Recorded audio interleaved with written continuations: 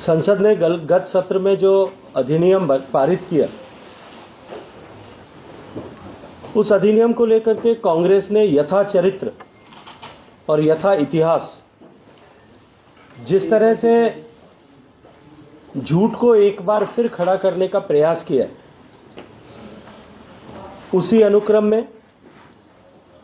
देश भर में एक झूठ को बार बार बोल करके एक फॉल्स नैरेटिव खड़ा करने का प्रयास जो कर रहे हैं, उसी के क्रम में जोधपुर में कल एक विशाल प्रेस वार्ता आयोजित हुई, जिसमें बड़ी संख्या में प्रेस को एड्रेस करने के लिए लोग उपस्थित आए थे और उन्होंने, मुझे लगता है कि सबसे सही तरीका कि पत्रकारों की अनुपस्थिति में प्रेस की जाए ताकि कोई प्रश्न का जवाब न देना पड़े, उससे भागने के लिए उन्होंने जो प्रेस की थी, उसके अनुक्रम में कुछ तथ्य मैं आप सबके सामने रखना चाहता हूं। मित्रों, VBG रामजी, विकसित भारत के इस संकल्प को सिद्ध करने के लिए ये जो अधिनियम पारित किया गया, नया कानून बनाया गया, रोजगार के गारंटी को और अधिक सशक्त किया गया और अधिक विस्तार किया गया, मैं उसके परिप्रेक्ष्य में आप सबको ले जाना चाहता हूं। देश में ग्रामीण परिक्षेत्र में विशेष करके भूमिहीन लोगों को रोजगार मिल सके, इसको लेकर के देश में आज़ादी के बाद से लेकर के अनेक कार्यक्रम, रोजगार गारंटी को लेकर के, रोजगार के अवसर उपलब्ध कराने को लेकर के अनेक योजनाएं प्रारंभ हुई। 1960 के दशक में तत्कालीन सरकार ने ग्रामीण जनशक्ति कार्यक्रम के नाम से एक कार्यक्रम शुरू किया था। उसके 10 साल 11 साल बाद में 1971 में ग्रामीण रोजगार क्रैश योजना के नाम से उस योजना को आगे विस्तार दिया गया। समय की आवश्यकताएं बदलते हुए, उस समय की तस्वीर को देखते हुए 1977-78 में तत्कालीन सरकार काम के बदले अनाज योजना लेकर के आई थी, जिसको राजस्थान में सफलता के साथ में उस समय के भैरव सिंह जी शेखावत साहब की सरकार ने लागू किया था। महाराष्ट्र ने उस समय एक अनूठी अपनी महाराष्ट्र सरकार ग्रामीण रोजगार गारंटी अधिनियम बना करके एक अपनी अलग से योजना भी इस अनुक्रम में प्रारंभ की थी। 1980 में राष्ट्रीय ग्रामीण रोजगार कार्यक्रम इस टाइटल से उस योजना को आगे विस्तार दिया गया। 80 में ही उसमें एक और एडिटिव फिर उस समय की सरकार लेकर के आई और उसको ग्रामीण भूमिहीन रोजगार गारंटी कार्यक्रम का नाम दिया गया। 1993 में उसका नाम बदल करके देश के पहले प्रधानमंत्री पंडित जवाहरलाल नेहरू जी के नाम पर उसको जवाहर रोजगार योजना का नाम दिया गया। 1990 में नेहरू जी का नाम, मैं ये नहीं प्रश्न करूंगा, आपके माध्यम से भी उनसे ये नहीं पूछूंगा कि नेहरू जी का नाम उन्होंने क्यों करके हटाया था और उस समय नेहरू जी का नाम हटाने से नेहरू जी के प्रति अश्रद्धा हुई थी या नहीं हुई थी, लेकिन नेहरू जी का नाम हटा करके उसको संपूर्ण ग्रामीण रोजगार योजना 1993 में कर दिया गया। उसके बाद में 2004 में उसमें एक एडिटिव और जोड़ते हुए उसको अनाज राष्ट्रीय कार्यक्रम साथ में उसके साथ में जोड़ा गया, जिसको NFWP का नाम दिया गया। और उस अनुक्रम में 2005 में पहले नरेगा और उसके बाद में उसमें महात्मा गांधी जी का नाम जोड़ करके MG नरेगा उसको नाम दिया। 1960 से लेकर के 2005 तक 11 बार इस योजना का इवोल्यूशन हुआ। मैं आज आप सबके माध्यम से एक प्रश्न आप सबके दर्शकों से और आप सबसे सामने करना चाहता हूं, एक प्रतिप्रश्न आपसे करना चाहता हूं। 2005 के भारत, 2005 के ग्रामीण भारत के परिदृश्य और 2026 में जब आज हम सब लोग बात कर रहे हैं, इस 21 साल की यात्रा में भारत में परिवर्तन हुआ है, भारत के ग्रामीण क्षेत्र में परिवर्तन हुआ है या नहीं, ये प्रश्न आज हम सब के सामने खड़ा है। जब हम इस बात पर चर्चा करते और एक योजना का बदलते हुए भारत के परिदृश्य में योजना को, पहले जिस योजना को 1960 से लेकर के 2005 तक 40 साल के कालखंड में 11 बार जिन लोगों ने बदला था, आज 2005 के बाद में जो है 21 साल बीत जाने के बाद में उस योजना में अगर कोई परिवर्तन किया गया वर्तमान की आवश्यकताओं के अनुरूप, क्या वो जायज है या उसको नाजायज ठहराया जा सकता है या उसके ऊपर प्रश्न खड़े किए जा सकते हैं? 2014 में जब माननीय प्रधानमंत्री नरेंद्र मोदी जी के नेतृत्व में सरकार बनी थी, उस समय देश के ग्रामीण क्षेत्र का परिदृश्य ये था, मैं आप सबके सामने रखना चाहता हूं कि देश के 62% ग्रामीण परिवारों के पास में सामान्य शौचालय की सुविधा नहीं थी। देश के 84% ग्रामीण आवास में पीने का पानी नल के माध्यम से नहीं आता। देश के 4 करोड़ से ज्यादा आवास ग्रामीण क्षेत्र में ऐसे थे जिनके घर में बिजली नहीं थी। 4 करोड़ से ज्यादा गरीब ऐसे थे जिनके घर में, जो 25% से ज्यादा परिवार होते हैं जिनके पास में पक्का मकान नहीं था। देश के 12 करोड़ शहरी और ग्रामीण, जिसमें से 8 करोड़ से ज्यादा ग्रामीण परिवार हैं जिनके पास में ईंधन के लिए गैस का चूल्हा नहीं। ऐसे परिदृश्य से निकल करके जब देश में उस समय में 24.18% आबादी जो है वो गरीबी की रेखा के बाहर थी, आज पिछले 11 साल में जो परिवर्तन हुआ है, जिस तरह का दृश्य सकारात्मक रूप से परिवर्तित हुआ है, इस 11 साल में देश में गरीबी की रेखा से बाहर निकल करके 25 से 30 करोड़ लोग आज सौभाग्य के साथ में मध्यम वर्गीय जीवन जीने का अवसर प्राप्त कर चुके हैं।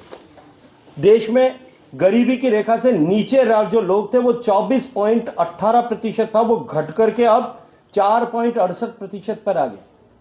निश्चित रूप से ग्रामीण परिदृश्य बदला है। गांव गांव तक सड़क पहुंची है, गांव के में संसाधन पहुंचे, गांव में सुविधाएं पहुंची है, गांव में 5G नेटवर्क पहुंचा है, गांव में बैंकिंग की सुविधा पहुंची है, गांव में फाइनेंशियल इंक्लूजन बढ़ा है, गांव के हर घर तक, हर परिवार तक बैंक का खाता पहुंचा है। देश का ग्रामीण परिदृश्य और देश का परिदृश्य साथ साथ में बदला है। ऐसे में निश्चित रूप से आवश्यकता थी कि महात्मा गांधी नरेगा योजना जिस स्वरूप में काम कर रही थी उस स्वरूप को परिवर्तित किया जाए, और परिवर्तित करने के पीछे और भी अनेक कारण थे। हम सब जानते हैं कि जब 2005 में रघुवंश प्रसाद सिंह जी ने तत्कालीन संसद में, जो उस समय के ग्रामीण विकास मंत्री थे, उन्होंने जब बिल प्रस्तुत किया था, और मैं आप सबसे कहूंगा कि लोकसभा का उस समय का रिकॉर्ड उठा करके पढ़ना चाहिए, तब कांग्रेस के अनेक सदस्यों ने और विपक्षी सदस्यों ने जो आज प्रश्न खड़े कर रहे हैं, वो उन्होंने ही कहा था कि यह सीमा 100 दिन क्यों रखी गई, 100 दिन से बढ़ाया जाना चाहिए। उन्होंने उस समय प्रश्न किया था कि कृषि के क्षेत्र, कृषि के काम के समय में, जब खेती की बुआई का समय होगा, खेती की कटाई का समय होगा, निराई गुड़ाई का समय होगा, उस समय अगर ये योजना चलेगी तो खेती में मजदूरों की उपलब्धता जो है वो किस तरह से सुनिश्चित होगी। ये प्रश्न उस समय भी खड़ा था। रूरल डेवलपमेंट मिनिस्टर रहते हुए जयराम रमेश साहब ने खुद ने लोकसभा के पटल पर इस बात को कहा था कि ये नरेगा की योजना क्या केवल खड्डे खोदने और खड्डों को भरने तक सीमित रहेगी। आप डेटा उठा करके देखिए, जो आज कांग्रेस पार्टी के महाराज कुमार हैं और कांग्रेस पार्टी की युवराज की जो है बड़ी नेता आदरणीय प्रियंका जी है, इन दोनों ने भी प्रश्न अनेक बार खड़े किए नरेगा के भ्रष्टाचार को लेकर के, राज्यों में किस तरह से नरेगा में भ्रष्टाचार चल रहा है। मैं अगर कांग्रेस के नेताओं से इतर हट करके बात करूं, हम सब पत्रकार मित्रों ने भी निश्चित रूप से इसको लेकर के कभी न कभी, कहीं न कहीं, किसी न किसी तरह की स्टोरी की होगी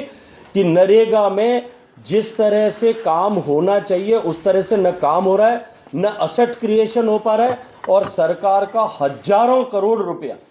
देश की सरकार का भी और राज्य की सरकारें, क्योंकि 10% का कंट्रीब्यूशन राज्य की सरकारें करती थी, मटेरियल कंपोनेंट में 25% पैसा देती थी, राज्य की सरकारों का भी है, हजारों करोड़ रुपया हर साल खर्च हो रहा है। शरद पवार साहब जब कृषि मंत्री थे 10 साल तक के देश में, तब उन्होंने संसद के पटल पर और पब्लिक प्लेटफॉर्म पर, दोनों जगह पर इस बात की चिंता व्यक्त की थी कि कृषि के काम के समय में नरेगा जो है एक बाधा है, इसको दुरुस्त किया जाना चाहिए, इसका कोई ना कोई संशोधन करने की आवश्यकता है। कुल मिलाकर के नरेगा में भयानक भ्रष्टाचार था, और उसके साथ साथ में हम सब जानते हैं, अनेक बार आप सब लोगों ने स्टोरी की होगी, पढ़ी होगी कि मजदूर के बदले मशीन काम करती थी, फौरी तौर पर कागजी खाना पूर्ति होती थी, सरपंच और उसके साथ में जो है सरकारी ऑफिशियल्स मिलकर के, जिम्मेदार लोग मिलकर के, विभिन्न राज्यों में इस तरह के प्रकरण आते थे कि वो मिलकर के मजदूरों के जॉब कार्ड अपने पास रखते थे, अपने पास खाते खुलाते थे, सब मिलकर के उसमें जो है भ्रष्टाचार करते थे। एक ही काम कई बार दिखा करके उसका पैसा उठाया जाता था।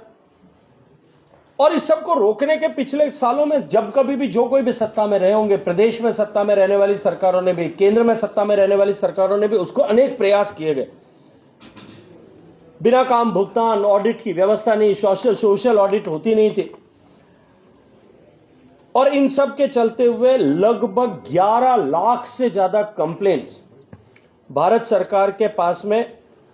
मनरेगा के काम में गड़बड़ियों को लेकर के रजिस्टर हुई थी, जिनको भी ठीक से एड्रेस नहीं किया जा सका था। विभिन्न राज्यों में जब इसको लेकर के, नरेगा के काम को लेकर के सर्वे किए गए, उनकी जांच की गई, तब अनेक राज्यों में इसको लेकर के, लगभग सब राज्यों में गड़बड़ी थी, लेकिन अनेक राज्यों में तो घोटाले की पराकाष्ठा थी। पश्चिम बंगाल को उठा करके देखिए, 19 जिलों में इसका ऑडिट हुआ और 19 के 19 जिलों में जो है उसमें अनियमितताएं पाई गई। ठीक इसी तरह की स्थिति पंजाब में थी, ठीक इसी तरह की स्थिति तमिलनाडु में थी, ठीक इसी तरह की स्थिति कर्नाटक में थी। कमोबेश गड़बड़ियां देश के हर एक प्रांत में थी। मैं किसी राजनीतिक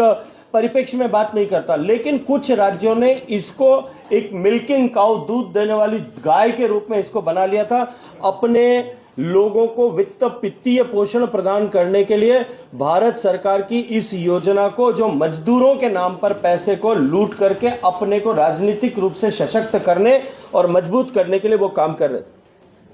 अगर इस योजना को लेकर के जो विरोध किया जा रहा है कि योजना समाप्त हो जाएगी, पैसा जो है सरकार अंततः नहीं देगी,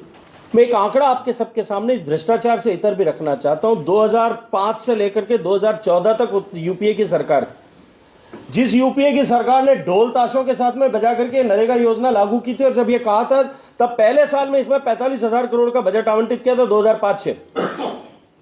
और 2013-14 में इसका बजट आवंटन कितना थी एक बार उठा करके देखना चाहिए। 33,000 करोड़ रुपए का भी टोटल एक्सपेंडिचर नहीं कर पाए। कुल मिलाकर के जो पैसा उस समय में बजट में खर्च किया गया, दिया गया, इसके लिए वित्तीय संसाधन उपलब्ध कराए गए 2005 से लेकर के 14 तक के उस 10 साल के कालखंड में, वो 2,12,000 करोड़ रुपए मात्र था। जबकि माननीय मोदी जी के नेतृत्व में सरकार बनने के बाद 2014 से लेकर के 2025 तक के इस 11 साल में उससे 4 गुना 8,40,000 करोड़ रुपए से ज्यादा का निवेश इसके माध्यम से भारत सरकार ने माननीय मोदी जी के नेतृत्व में किया। 4 गुना पैसा एक्सपेंडिचर 10 साल में किया। अगर मैं राज्यों के स्पेसिफिक बात करूं, क्योंकि आप मुझे निश्चित रूप से प्रश्न करने वाले हो कि क्या इसका बंगाल या तमिलनाडु के चुनाव से कोई संबंध है, इसलिए मैं पहले इस बात को आपके सामने स्पष्ट करना चाहता हूं। बंगाल में कभी हमारी सरकार 11 साल में नहीं थी, तमिलनाडु में कभी हमारी सरकार नहीं थी। अगर मैं बात करूं तो वेस्ट बंगाल में कांग्रेस के यूपीए की सरकार में, जिसमें ममता बनर्जी जी हिस्सा हुआ करती थी, उसमें 14,985 करोड़ रुपए उनको 10 साल में मिले थे। और इस 10 साल में इतनी तमाम तरह की गड़बड़ियां उजागर होने के बावजूद भी भारत सरकार ने 54,500 करोड़ रुपए दिए। वो भी कब? जब पिछले 3 साल से ऑडिट नहीं होने के कारण से उनको एक भी पैसा नहीं दे पा रहे। उसके बावजूद भी 7 साल के कालखंड में, मैं 10 साल और 7 साल की तुलना कर रहा हूं, 14,985 करोड़ के तुलना में 7 साल में 54,500 करोड़ रुपया भारत सरकार ने दिया। अगर मैं तमिलनाडु की बात करूं, 16,549 करोड़ रुपया टोटल एक्सपेंडिचर जो है नरेगा के में यूपीए की सरकार के समय में हुआ था, और उसके अगेंस्ट में 16,000 करोड़ के अगेंस्ट में 84,000 करोड़ रुपए, लगभग 5 गुने से भी ज्यादा पैसा जो है भारत सरकार ने नरेगा में दिया। हमने राजनीतिक देश पर कभी कोई कार्यक्रम, किसी भी योजना को भारत सरकार ने, माननीय नरेंद्र मोदी जी ने नहीं चलाया। चाहे गरीब कल्याण की जितनी भी योजनाएं थी, देश में नया गवर्निंग मॉडल अगर किसी ने खड़ा किया, वो देश के प्रधानमंत्री नरेंद्र मोदी ने खड़ा किया। न जाति के आधार पर, न मजहब के आधार पर, न पूजा पद्धति के आधार पर, न वोटों की गिनती के आधार पर, न राजनीतिक प्रतिबद्धताओं के आधार पर कोई भेदभाव किए बिना हम देश के गरीब को गरीब जाति मानते हुए उसके कल्याण के लिए काम करेंगे, किसान को किसान मान करके उसके लिए कल्याण के लिए काम करेंगे, महिला को महिला मान करके उसके सशक्तिकरण और सुरक्षा के लिए काम करेंगे, युवा को युवा मान करके उसके रोजगार और भविष्य के लिए काम करेंगे। हमने कभी धनराशि की कमी इसमें नहीं आने दी। और जब हमने वीज जी राम जी योजना लागू की, तब भी उसके साथ में बजट की गारंटी हमने पेश की है कि हम उसमें कमिटेड एक